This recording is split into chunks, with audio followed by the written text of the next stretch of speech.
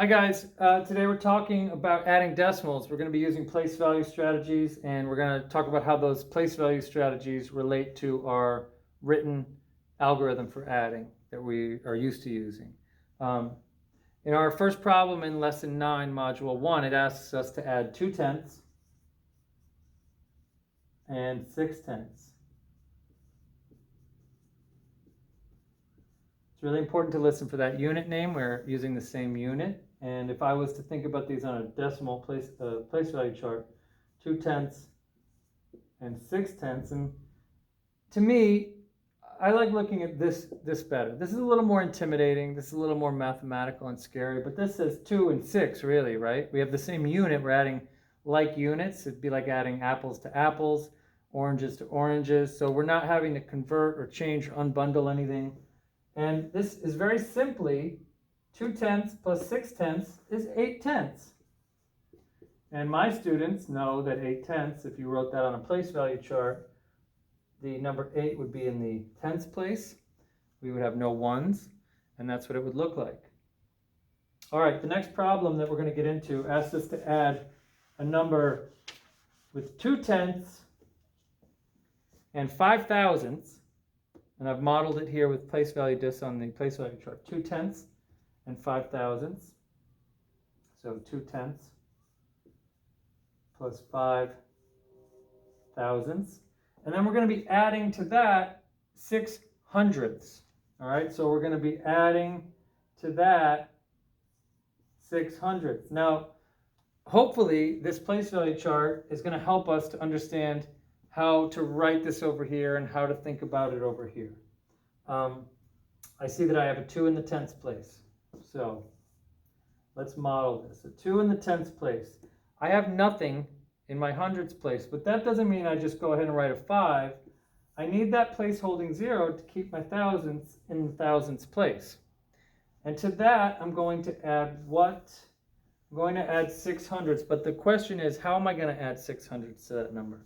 It's very important where I put the 6. I know that my 6 place value discs are in the hundredths place value column. So let's look and let's try to write it out. How many ones do we have in this number down here? 0 ones and 0 tenths. In the hundredths, we have 6/100. And I know that lines up because here in this number, the hundredths had nothing. And in the thousandths, there was a 5, but in our number down here, there's nothing. There's a 0. So now I know that my place values are lined up, and now I can go ahead and add. And because I'm not coming up with any numbers 10 or greater, I'm not going to have to be regrouping. 5 plus 0 is 5. 0 plus 6 is 6. 2 plus 0 is 2. Nothing in the ones place. So the sum of those two decimal numbers is 265 thousandths. All right, we're going to work on a problem now where we might have to do some unbundling of numbers. And the problem here is 1 and 8/10 plus 13/10. Now if you notice here, it's written in standard form, and here it's written in unit form, 13/10. My students can tell you 13/10 on a place value chart looks just like this.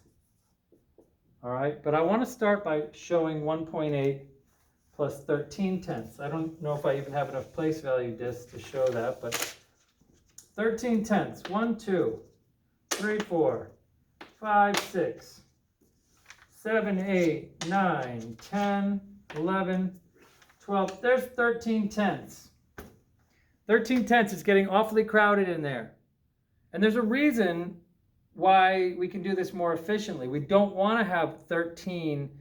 Well, we can't have 13 in one decimal place. The place value chart has only enough room for one digit number in each row. So what we do is we say, I'm going to take 10 of these because I know that 10/10 is equal to 1 whole. So I have 13/10. I have 13/10. I know that one way I can kind of decompose this and look at it is that's 10/10 and then another 3/10. And this 10/10 is equal to 1 and 3/10. So let's show 13/10 as 1 and 3/10. Okay? Now, I'm going to take 10 of my tenths. 1, 2, 3, 4, 5, 6, 7, 8, 9, I'm going to take 10 of them and I'm going to cash them in, and I'm going to represent those 10 tenths as one whole. So as you can see here, 1 3/10. All right, and I'm adding that to 1 8/10. So here's my one whole, and now 8/10. 1, 2, 3, 4, 5, 6, 7, 8. There's 1 8/10, 1 3/10, or 13/10, 18/10. One way we can also look at this, guys, if I say 13/10 and 18/10, they're in the same unit form, and I can add 13 and 18, and I can get an answer that way. Right now, we're focused on looking at it on the place value chart. I'm going to start with the smallest place value when I add. I have a 3, and I have an 8. What is 3 plus 8? It's 11. And I know that with 11 tenths, I can do something similar that I did here with the 13 tenths, right? If I have 11 tenths, I've got something greater than 1, and I'm going to show it and prove it to you. I have 10 tenths, which is my 1, right? That's a whole, and then I also have 1/10 left over. So I've got my 1 1/10. Now I'm going to show that 1 in the ones place. So I'm going to do another cash in. I'm going to take these to the bank. 1, 2, 3, 4, 5, 6, 7, 8, 9, 10. And I'm going to put it right up here in the ones place, okay?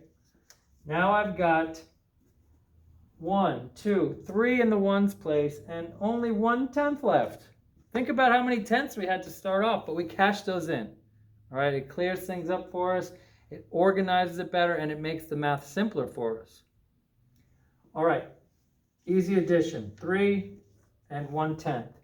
3 1/10 is our answer, but let me go back to what I said about if we called them by their unit names. If I said, hey, I've got 18 tenths, and I've got 13 tenths. Because they have the same unit, what's 18 plus 13? Well, we remember from our math in elementary school in 1st, 2nd, 3rd, and 4th grade that 8 plus 3 is 11. We carry the 1.